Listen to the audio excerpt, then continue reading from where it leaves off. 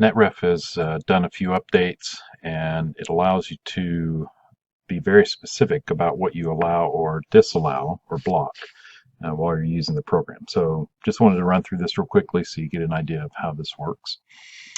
First of all, just as a reminder, with this globe, you can go in and you can set an allow list. These would be things that when you turn them on, and you only allow, so you click this orange button here, or when you're on the student, you click it here.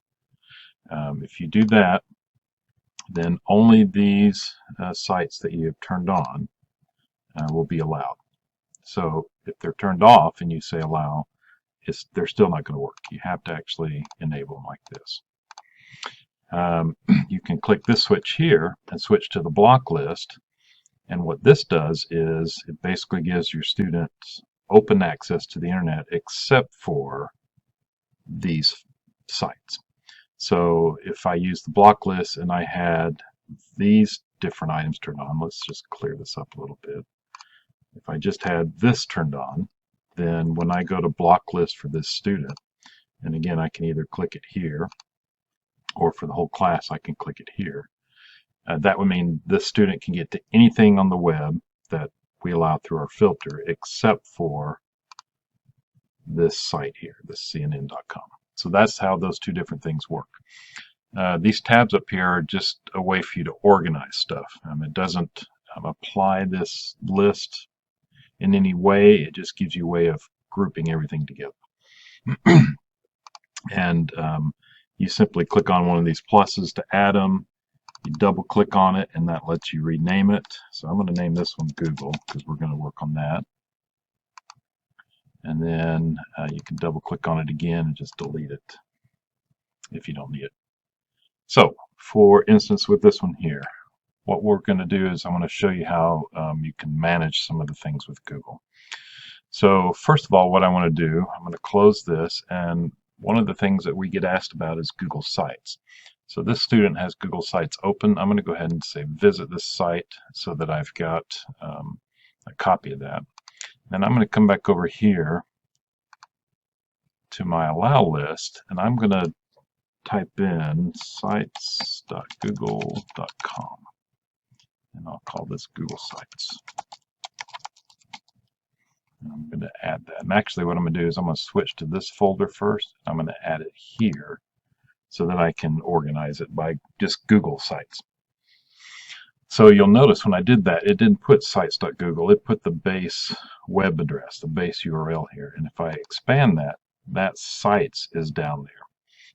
And that's important because you don't have to block everything from Google. You can just block things that start with sites. Some other good examples of things you could use there, it would be Drive.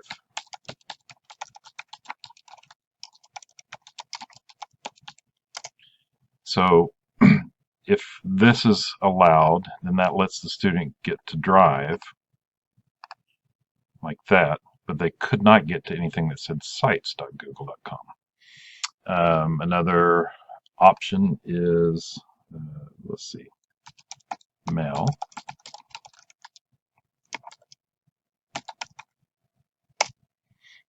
And so that would allow them to get to their email.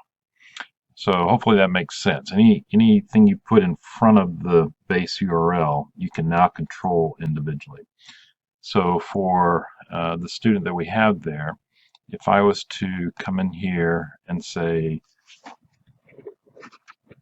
I want you to be able to get to everything in Google except for Google Sites, I could turn these two on here like that. And then say close, and you can see that the student is on a Google site right there. If I switch to screens and then switch to that as the student, give it a second to refresh, you'll see that it's actually a Google site that was created. So there we go. So if I wanted to block Google Sites, I could come to this student, or again over here, and I could say just do allowed sites, and then that site is not one of those allowed sites. So that site will go away. And then again, to get them to where they can see everything, I can do that. So that's one way you can manage it and just do Google Sites. Another example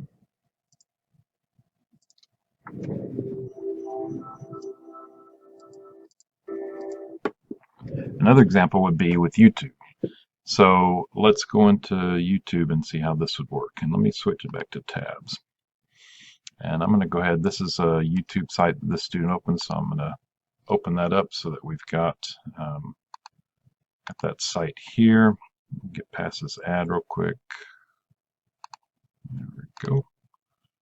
Okay, so here's a YouTube site that I would like for them to go to, and this, unfortunately, right now only applies to middle school and high school, because with elementary schools, YouTube is blocked for students in general. They can't get to YouTube.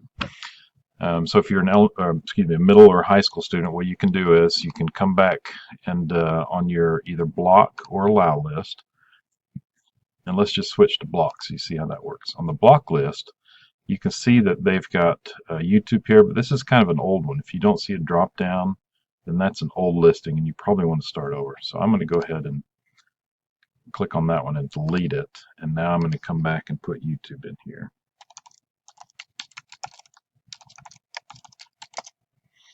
And then, well, it's not showing it now, but let's do, and I'm sorry. So if I put it on the block list, that's going to allow me just to block that whole URL. So if I was to turn this on and go back to this student, they couldn't get to anything in YouTube.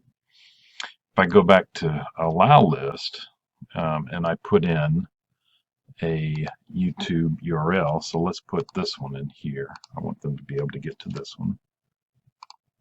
Come in here and paste that. And I would suggest maybe putting a name in this so you know what that link goes to.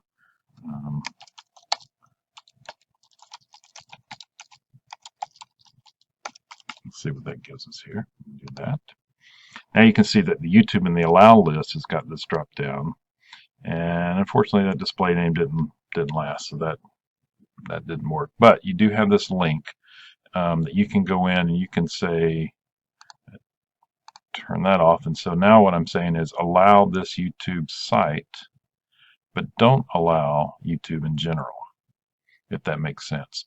And so now if a student was going to try to go to YouTube, they couldn't get there if I was applying this allow list.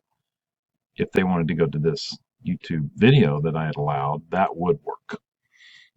And the same thing applies so with the Google sites. So if I come back over here and I put Google on one tab, and I've got these different things here. You know, if I allow Google sites, that means I could go to anything. But if I disallow this, and I copy this one site I do want them to go to, and I put that in here,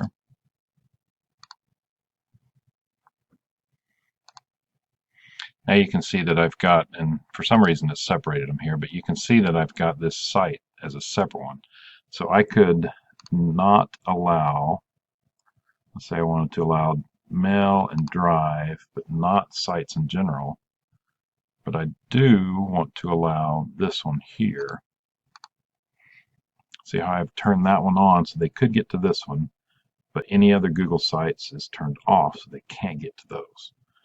And I know that can be just a little confusing, but this is how you can manage sub-sites within things like YouTube and Google sites, and should work with other sites as well.